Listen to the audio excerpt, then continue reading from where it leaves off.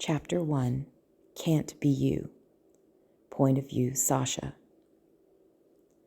The killer is believed to have murdered 5 men in the past 2 years. He remains unidentified, but his work has baffled detectives. He appears to corner his victims in their homes or other urban settings, yet all 5 victims have reportedly died as a result of animal bites, earning him the nickname the Wolf. The coroner cites undeniable evidence of predatory feeding behaviors. However, Rob clicked the remote and the widescreen television went black. Sasha shuddered. "Well, that sounds horrible," she said. But Rob wasn't looking at the television. He was staring at her with concern and a little bit of pleading. When she didn't meet his eyes, he leaned forward to put the remote on the coffee table, but rested his elbows on his knees. It made his shoulder blades stretch against his shirt. "This Wolf guy is starting to make a habit of it." He was still in his collared shirt from work, but the top 2 buttons were open, and he'd rolled the sleeves halfway up his forearms, revealing the tight lines of muscle and scattering of golden hair. For a split second, Sasha saw him as other women must, handsome with sandy brown hair that stood just a little too tall, broad shoulders that let his shirts hang just right, a smile that could light a room. She wished she felt that delicious tension with him. It wasn't his fault he wasn't Zev. "You know, you don't have to go," Rob said softly, putting a hand to her arm. "It's freezing outside, and it's supposed to snow. You could stay here." Sasha pushed out of the couch like she'd been launched and picked up her shoulder bag from the floor, not quite meeting his eyes as she smiled and made a show of digging through it for her phone. "Thank you, Rob, seriously, but I need to sleep in my own bed, and a little cold won't hurt me," she said. Rob opened his mouth like he might say something, but Sasha turned, pretending she hadn't noticed. With a sigh, he got to his feet to follow after her through the living room and kitchen to the little entryway at the front door. Her heavy winter coat was on the line of hooks just inside the door, and she paused to put it on. He was right about one thing. It was bitterly cold outside. Sasha had a 7-block walk. Rob appeared in the doorway behind her as she got her hand into the sleeve. "Are you sure you're okay?" he asked quietly, reaching out to hold the coat for her as she shrugged it on. "I'm fine," she sighed. "I'm just tired." Then she grimaced because she wasn't in need of more sleep.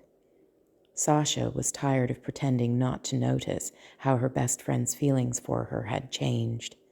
She was tired of not being interested in him or anyone else because of a man who'd betrayed her almost 5 years ago, and of having a heart that refused to open to anyone but this guy she hadn't seen in so long. She was tired of being alone. Rob waited until she had her jacket on and her bag slung over her shoulder, then pulled her into a hug. She held his trim waist and sighed, her head against his chest. He wrapped an arm around her head and pulling her in tight.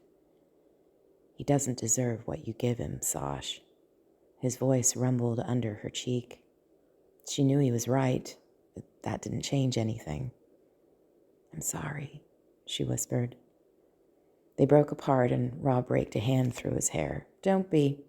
You're leaving early enough that I'll actually get enough sleep tonight. You're doing me a favor. I'll see you at work in the morning. My turn to bring the coffee, right?" He smiled tightly, and she made herself hold his eyes and let him see that she wished things were different.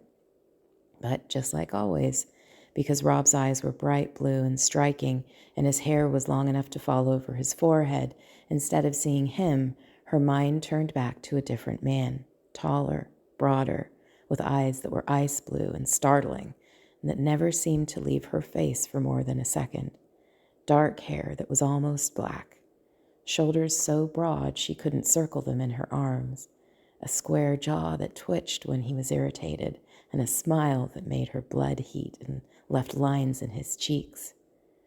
Groaning in frustration at her own pathetic mind, Sasha turned for the door. "I'll see you tomorrow." "Are you sure you don't want me to walk you home, or at least call a cab?" Rob asked, holding the door open. She shook her head embarrassed to be blinking back tears. I'm sure. Thanks for hanging with me again. I'm sorry I'm so boring to be around right now. It'll get better. It always does, she lied. As her best friend, Rob knew the story about Zev's sudden disappearance just days after Sasha gave him her virginity. She'd met Rob 2 years later when they both started working as interns at the same security company. That was back when Sasha had still been convinced something had happened to Zev. But just a few weeks later, she learned that no, Zev hadn't been killed or hit by a train and left in a coma somewhere. He just left. Rob had been listening to her whine about her heartbreak and trust issues ever since. He knew she was trying to move on. Now he wanted to be the one she moved with. But haven't you heard? He said, trying too hard to smile. There's a killer wolf loose in the city. It's my duty to make sure you get home safe. Sasha rolled her eyes. Luckily, he only kills men. I think I'm good. She shifted the bag on her shoulder and smiled as she stepped through the door and waved goodbye. But as Rob closed the door behind her and she reached the top of the steps, she suddenly felt very, very tired. With a heavy sigh, she trotted down the steps of the brownstone, gasping at the frigid air as her breath made a steam cloud in front of her. Sasha flipped up the collar on her jacket, then buried her hands in her pockets and turned right to head for the crosswalk on the corner that would take her a block out of her way but keep her on well-lit streets. Except 2 steps later, another wave of that weariness hit her, and on a whim, she turned on her heel to walk in the opposite direction. There were no streetlights for 3 blocks this way, but it was a safe neighborhood, and she'd get home several minutes faster. She was just too damn tired to stay in the cold a moment longer than she needed to.